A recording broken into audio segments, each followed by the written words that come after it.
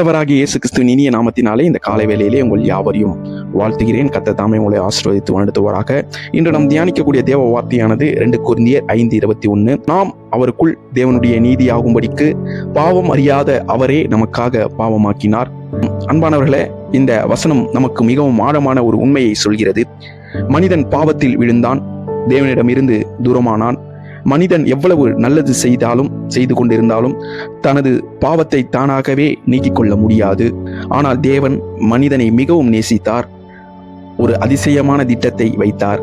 பாவம் அறியாத இயேசு கிறிஸ்துவை நமக்காக பாவமாக்கினார்.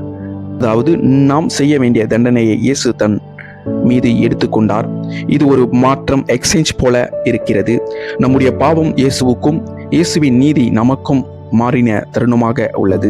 நாம் தண்டிக்கப்பட வேண்டிய இடத்தில் அவர் தண்டனையை ஏற்றுக்கொண்டார். இதுவே தேவனுடைய பெரிய கிருபையாக உள்ளது. இந்த வசனம் நமக்கு சொல்லும் ஒரு 3 உண்மைகள். தேவனுடைய அன்பு மிக பெரியது. மனிதன் பாவத்தில் இருந்தாலும் தேவன் அவனை கைவிடவில்லை. தன் குமாரனை அனுப்பி மனிதனை மீட்டார். இயேசுவின் தியாகம் நமக்கு நீதியை தருகிறது.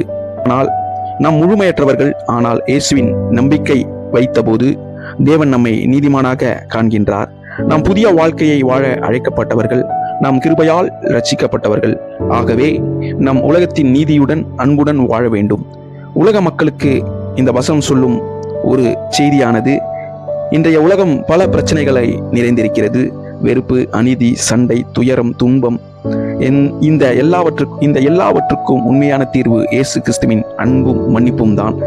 நாம் இயேசுவை நம்பி அவருடைய வழியில் நடந்தால் மனதில் சமாதானம் வரும், வாழ்க்கையில் மாற்றம் வரும், சமுதாயத்தில் அன்பு பெருகும். அன்பானவர்களே, சிலுவையில் இயேசு செய்த தியாகம் நம்மை புதிய வாழ்க்கையை அழைக்கிறது.